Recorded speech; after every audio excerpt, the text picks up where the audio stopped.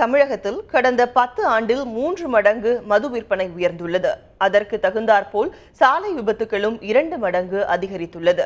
இதன் காரணமாக விதவைகளின் எண்ணிக்கையில் தமிழகம் 4வது இடத்தில் உள்ளதாக தமிழகம் பற்றிய புள்ளி விவரங்களில் அதிர்ச்சி தகவல் வெளியாகியுள்ளன. 1980களில் ஒரு இந்தியன் மது அருந்த துவங்கும் சராசரி வயது 28. அதுவே 2007இல் 17ஆக குறைந்துவிட்டது என்கிறது உலக சுகாதார நிறுவனம். தமிழகத்திலோ 10 ஆண்டுகளில் மட்டும் மது அருந்தும் பழக்கம் 3 மடங்கு உயர்ந்துவிட்டது. 2005-2006இல் டாஸ்மாக் விற்பனை 7,335 கோடி ரூபாய் என்றால் 2014-15இல் இது 26,000 கோடி ரூபாயை தாண்டிவிட்டது. மதுவுடன் சேர்த்து தமிழகத்தில் சாலை விபத்துகளும் அதிகரித்துக் கொண்டேதான் வருகின்றன.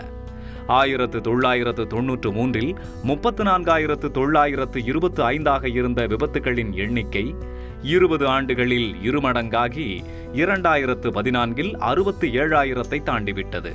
இன்று இந்தியாவிலேயே அதிக சாலை விபத்துகள் நடக்கும் மாநிலமாக தமிழகம் இருக்கிறது. சென்ற ஆண்டு மட்டும் ஒவ்வொரு 30 நிமிடத்திற்கும் ஓர் உயிரை விபத்துக்கு பறிகொடுத்திருக்கிறது தமிழ்நாடு. விபத்துகளில் மரணிப்பவர்களில் 15லிருந்து 29 வயது ஆண்கள் 24% பேர், 30 வயது முதல் 44 வயது வரையிலான ஆண்கள் 31% பேர். உழைக்கும் திறன் கொண்ட இளம் ஆண்கள் ஒருபுறம் போதைக்கு அடிமையாகின்றனர் என்றால், மறுபுறம் விபத்துகளில் கோரமாக இறக்கின்றனர் என்று புள்ளி விவரங்கள் உணர்த்த, அவர்களை நம்பியிருந்த குடும்பங்களின் நிலை என்ன என்பதுதான் கேள்விக்குறி. சமீபத்தில் வெளிவந்துள்ள சமூக பொருளாதார கணக்கெடுப்பின்படி விதவைகளின் எண்ணிக்கையில் 4வது இடத்தில் தமிழகம் உள்ளது. கிராமப்புறங்களில் வாழும் விதவைகளின் எண்ணிக்கை தேசிய சராசரியை காட்டிலும் தமிழகத்தில்தான் அதிகம். தமிழக கிராமங்களில் பெண்களையே குடும்பத் தலைவராக கொண்ட குடும்பங்களின் எண்ணிக்கை 17 லட்சத்தை தாண்டுகிறது. இதில் 15% பெண்கள் மாதத்திற்கு ரூபாய் 5,000 மட்டுமே சம்பாதிக்கின்றனர். மது என்னும் கொடிய அரக்கனை கட்டுப்படுத்தவும் சாலை விதிகளை சரியாக அமல்படுத்தவும் அரசு நடவடிக்கை எடுத்திருந்தால் இந்த பெண்கள் கணவர்களை இழந்திருக்க மாட்டார்கள் என்கின்றனர் சமூக ஆர்வலர்கள். மது அருந்து விட்டு வண்டிகளை வாகனங்களை ஓட்டுவதுங்கிறது அதிகமாகிக்கிட்டே இருக்கு. நம்ம ஊரில் யாருமே சட்டத்தை மதிக்கிறது கிடையாது.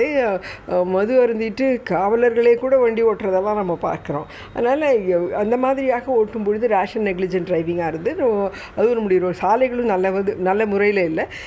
நிறைய பேர் அதனாலேயே இறந்து கொண்டிருக்கிறார்கள். அப்போ அவர்கள் திருமணமான வயதில் இருந்தவர்களாக இருந்தால் நிச்சயமாக விதவை பெண்களை அதிகமாக நம்ம பார்க்க முடியும். ஒவ்வொரு சாலையிலும் குண்டும் குழிகளும், ஒவ்வொரு சாலையோரத்திலும் மதுக்கடைகளும் வாடிக்கையாகிவிட்ட சமூகத்தில் ஒவ்வொரு கிராமத்திலும் தங்கள் குடும்பங்களுக்காக தனியே போராடும் லட்சக்கணக்கான விதவைகளுக்கு நாம் என்ன பதில் சொல்லப் போகிறோம்?